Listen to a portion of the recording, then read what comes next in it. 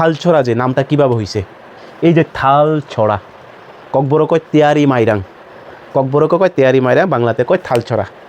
এই নামটা নিয়ে অনেকের অনেক কৌতূহল জানা আসলো, অনেকেই অনেক চিন্তা ধারণা করতেছে কীভাবে নাম হইলো, কী এর উৎপত্তি নাম হয়েছে, কী তাইরা কী বিষয়, এই বিষয়টা নিয়ে এসে কীভাবে নামটা হইলো, অনেকের অনেক কিছু জানা, অনেক নামের পেছনে অনেক কৌতূহল থাকে না। এই বিষয়টা নিয়ে সেটা দীর্ঘ অনেক বছর যাবত এটা নিয়ে একটা পর্যালোচনা সমালোচনা হইতেছে, ঠিক আছে। কীভাবে হইলো কি, এটা কোনো সঠিক তথ্য পাইতেছে না। এই কারণে 2018 সালে, কত সালে, 2018 সালে বিজেপি সরকার ত্রিপুরায় ক্ষমতা আইছে। 2018 সালে বিজেপি সরকার ত্রিপুরায় ক্ষমতা আইছে। আসার পর থেকে সেটা তারা ভাবতেছে যে তারা চিন্তা ধারণা তো কীভাবে এডিসিকে ডেভেলপ করা, কীভাবে বিভিন্ন জায়গা রাস্তাঘাটকে ডেভেলপ করা, তাদের চিন্তা ধারণা গভীরভাবে চিন্তা ধারণা করতেছে। এবার চিন্তা ধারণা করার পর দেখছে যে থালছড়া যে নামের উৎপত্তি বা তেয়ারি মাইরাং কীভাবে হয়েছে, এটা একটা স্পষ্ট একটা উদাহরণ, মানুষ যাতে চোখে দেখে এই ধরনের কোনো কিছু করার পরিকল্পনা নিয়েছে এবং পরিকল্পনা করছে। কী করছে মনে করেন, 2018 পর থেকে যখন ক্ষমতায় আইছে, থালছড়া বাজারের মাঝখানে এত বড় বড় গাঁথা আছে, এত বড় বড় গাঁথা আছে, অনেকগুলি গাঁথা আছে। এই গাঁথাগুলি রাস্তার ভিতরে, মাঝ রাস্তার ভিতরে, যে যায় গন্ডাছড়া, নতুন বাজার, যতনবাড়ি, করবুক যে যায় উদয়পুর, অমরপুর, এই রাস্তার মাঝখানে, থালছড়া বাজারের মাঝখানে দেখেন বড় বড় গাঁথা আছে।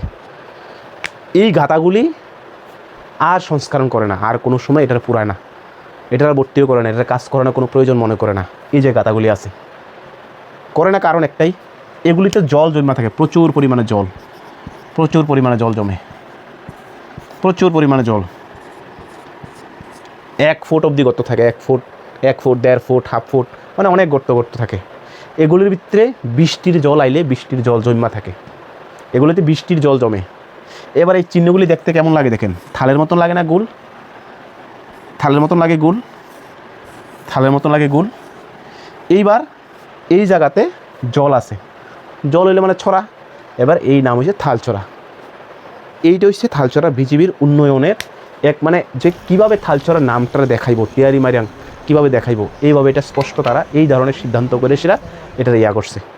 খুবই সুন্দর চিন্তা ধারণা, খুবই মানে ভাগ্যবতী 2018 সালে বিজেপি সরকার আওয়ার পর এই ধরনের পদক্ষেপ নেওয়া, এবং থালছড়াকে অন্তত মানুষ চিনে, করবুকের মানুষ থেকে শুরু করে আগরতলার মানুষ অবধি চিনে।